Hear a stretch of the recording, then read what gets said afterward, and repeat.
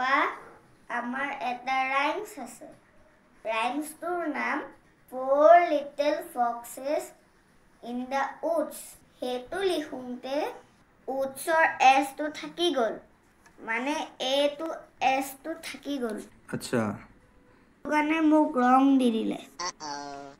অকল এই এছ টো কাৰণে ৰং দিব লাগে নে এটো ৰং হৈছে কাৰণ তোমাক ৰং দিছে বুজাইছো ৰবা এটো সৰু সৰু ভুল নহয় Four Little Foxes in the Woods মানে চাৰিটা শিয়ালৰ পোৱালি এখন অৰণ্যত আছিল woods মানে অৰণ্য কিন্তু এই এছ টো যদি ইয়াত নাথাকে তেনলে এটো এটা ডিফাৰেন্ট ওৱৰ্ড কাৰণ উড মানে কাঠ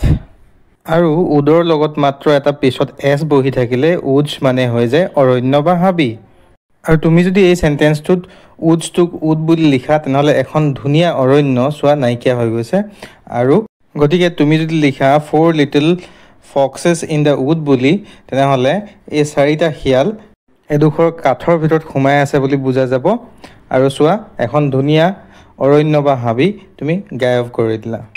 গতিকে এটা এলফাবেটৰ ডিফাৰেন্সৰ বাবে এখন ধুনীয়া হাবিও মৰুভূমি হৈ যাব পাৰে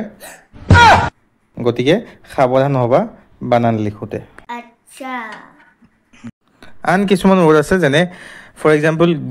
গুড মানে ভাল কিন্তু গুডৰ পিছত আকৌ যদি আমি এটা এছ বহাই দিও গুডছ কৰি দিও হেতু হৈ যায় বস্তু বা সামগ্ৰী এই সমু ভিডিওটি ইয়াতে সামৰিছো আশা কৰো এধনৰ ভিডিওবিলাক আপোনালোকৰ বাবে উপযোগী হ'ব বিশেষকৈ আপোনাৰ ঘৰত যদি সৰু সৰু ল'ৰা ছোৱালী আছে এনেকুৱা ভিডিওবিলাক দেখাব লগতে শেয়াৰ কৰিব ধন্যবাদ আৰু ভিডিওটো যদি ভাল লাগিলে লাইক কমেন্ট কৰি চেনেলটো সাবস্ক্ৰাইব কৰি দিব